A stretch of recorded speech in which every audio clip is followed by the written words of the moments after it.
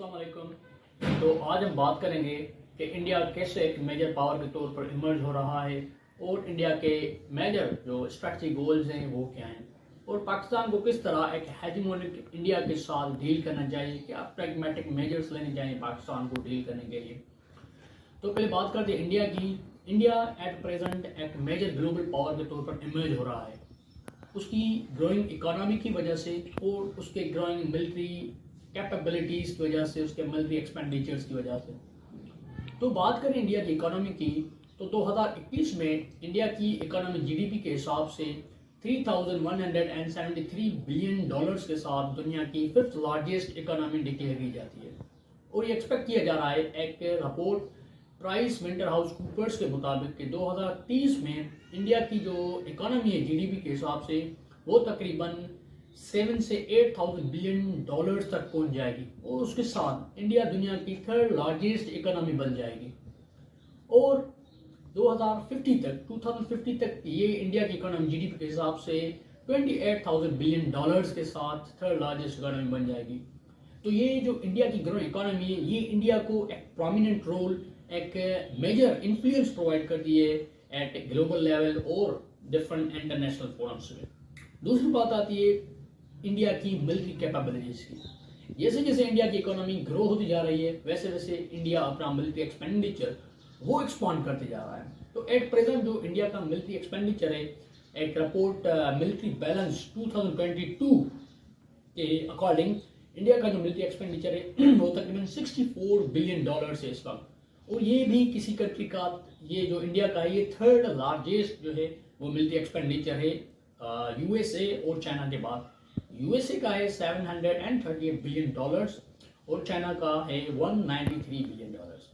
और हम अगर बात करें इंडिया के मेजर इन्फ्लुएंस की और प्रोमिनेंट रोल जो इंडिया प्ले कर रहा है मेजर इंटरनेशनल फोरम्स पे लाइक G20 हो गया, तो उसके 4 मेजर फैक्टर्स हैं जिसके लिए इंडिया इतना मेजर रोल प्ले कर रहा है।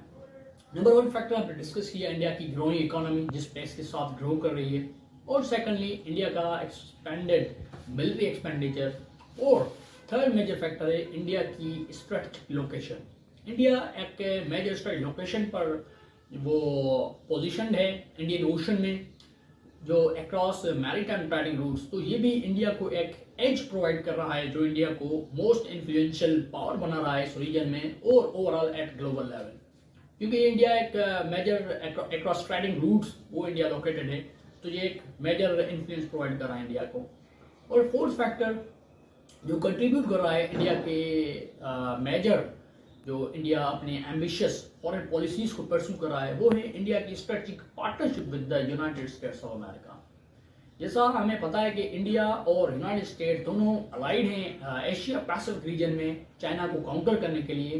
तो यूएसए ने इंडिया को एक नेट सिक्योरिटी प्रोवाइडर का रोल प्रोवाइड किया है। तो इस वजह से दोनों अलायंसेस बना रहे हैं, जैसे क्वाड अलायंस है जिसमें इंडिया है, यूएसए, जापान और ऑस्ट्रेलिया। ये चारों मिलकर इस एशिया पैसिफिक रीजन में चाइना को कंट्रोल करने की कोशिश कर रहे हैं। तो इस अलायंस के साथ भी इंडिया इस पर्टिकुलर रीजन में एक मेजर रोल प्ले कर रहा है जिसकी वजह से ओवरऑल ग्लोब में इंडिया का मेजर इन्फ्लुएंस है डिफरेंट फोरम्स पे। हम बात करते हैं इंडिया के स्ट्रेटजिक गोल्स की कि इंडिया के जो प्रिंसिपल स्ट्रेटजिक गोल्स हैं वो क्या हैं।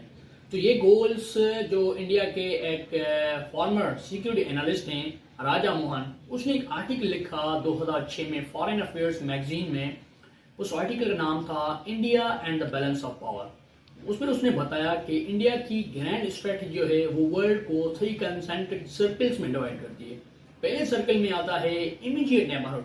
इमीडिएट नेबर में इंडिया प्राइमेसी कंट्रोल करने की कोशिश कर रहा है, प्राइमेसी एस्टेब्लिश करने की कोशिश कर रहा है। और सेकंड सर्कल इनकम्पास कर रहा है एक्सटेंडेड नेबरहुड जिसमें वो स्ट्रेच कर रहा है Asia and Indian ocean littoral, जिसमें इंडिया दूसरे पावर्स के इन्फ्लुएंस को बैलेंस करने की कोशिश कर रहा है। और थर्ड में आता है एंटायर ग्लोब जिसमें इंडिया एक प्रोमिनेंट रोल प्ले करने की कोशिश कर रहा है और कंट्रीब्यूट कर रहा है to maintain peace and security of the world. तो इंडिया के जो स्ट्रेटजिस्ट हैं वो बात करते हैं ग्रेटर इंडिया की, वो ग्रेटर इंडिया जो दुनिया में एक मेजर रोल प्ले करे।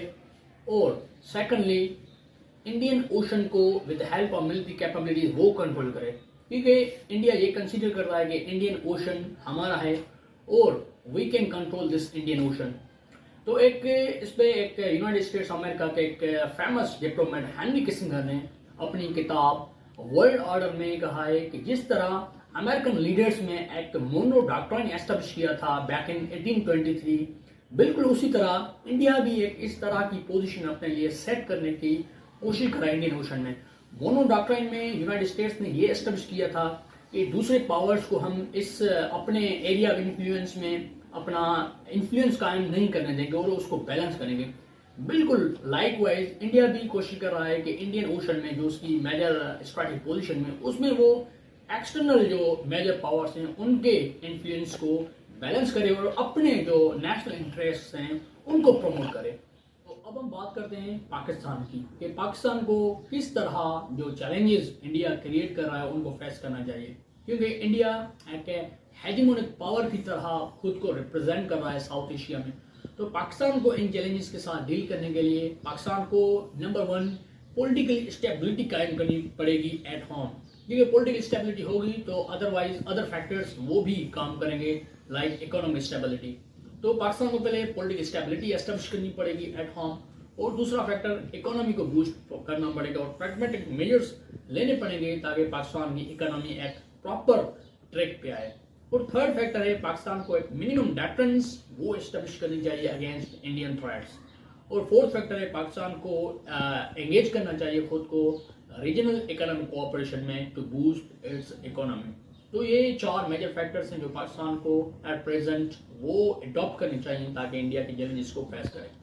तो इस सारी वीडियो में हमने बात की इंडिया की कि किस तरह इंडिया एक मेजर ग्लोबल पावर के तौर पर इमर्ज हो रहा है, क्या इंडिया के स्ट्रेटेजिक गोल्स हैं, और इन दी एंड हमने बात की कि पाकिस्तान को क्या करना चाहिए इन चैलेंजेस के साथ डील करने के लिए। तो अगर आपको ये वीडियो इन्फॉर्मेटिव लगी है तो kindly like the video. Thank you.